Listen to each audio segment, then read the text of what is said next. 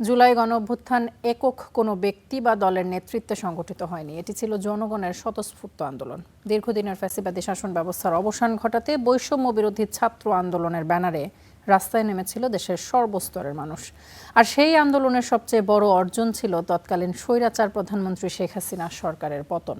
Star নিউজকে দেওয়া একান্ত সাক্ষাৎকারে এসব কথা বলেছেন এনসিপির আহ্বায়ক এবং জুলাই আন্দোলনের অন্যতম নেতা নাহিদ ইসলাম। মাজহারুল ইসলামের রিপোর্ট। মুক্তিযুদ্ধের পর অধিকার আদায়ে সবচেয়ে বড় আন্দোলনের নাম জুলাই গণঅভ্যুত্থান, যার তোড়ে দেশ ছেড়ে ভারতে পালিয়ে যান ফ্যাসিবাদী শেখ হাসিনা। জুলাই আন্দোলনের নেপথ্যে নায়ককে, কে সেই মাস্টারমাইন্ড?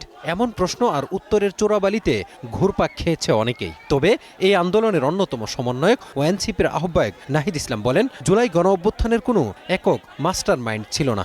আমাদের রাজনৈতিক দলগুলো এটা মনে রাখা উচিত, এই আন্দোলন সফল হওয়ার একমাত্র কন্ডিশন হচ্ছে সাধারণ মানুষ, সাধারণ শিক্ষার্থীরা, অরাজনৈতিক বহু সংখ্যক মানুষ নেমে এসে এই আন্দোলনে যুক্ত হয়েছে। না হলে 16 বছর ধরে বিএনপি জামাত আন্দোলন করতে ছিলই, এর থেকে কঠোর আন্দোলন তারা বিভিন্নভাবে সময় দিয়েছে। সে আন্দোলন সফল হয়নি কারণ শুধু রাজনৈতিক ব্যক্তিরাই ছিল, কর্মীরাই ছিল। এই আন্দোলন সফল হয়েছে কারণ জনগণের এই ব্যাপক অংশগ্রহণ, কিন্তু আসলে ফলে জনগণকে সেই ক্রেডিটটা দেওয়া উচিত। নাহিদ ইসলাম বলেন, রাজনৈতিক পরিচয়ে এই বিপ্লবে কেউ অংশ নেননি। বৈষম্য বিরোধী ছাত্র আন্দোলনের ব্যানারে ঐক্যবদ্ধ হয়েছিলেন সবাই। বৈষম্যবিরোধী ছাত্র আন্দোলনের নেতৃত্বে হয়েছে, লিডারশিপের এখানে খুবই ক্লিয়ার।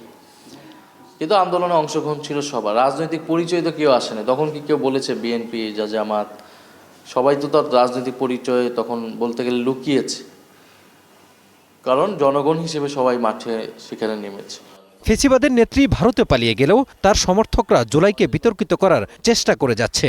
এজন্য সবাইকে ঐক্যবদ্ধ থাকার আহ্বান জানান এনসিপি আহ্বায়ক। সেই সময়ে ছাত্র নেতৃত্বকে বিতর্কিত করা, জুলাইকে বিতর্কিত করা, এটা তো একটা এজেন্ডায় ছিল।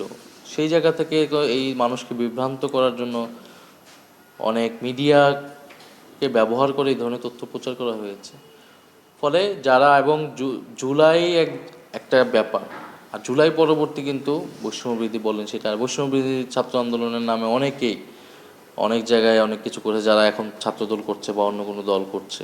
রাজনৈতিক মতানৈক্যের কারণে জুলাইয়ের অনেক আকাঙ্ক্ষাই পূরণ হয়নি বলেও জানান নাহিদ ইসলাম। দায় দিতে চাইলে আসলে দায় অনেকেরই দায়। Mazharul Islam, star news, Dhaka.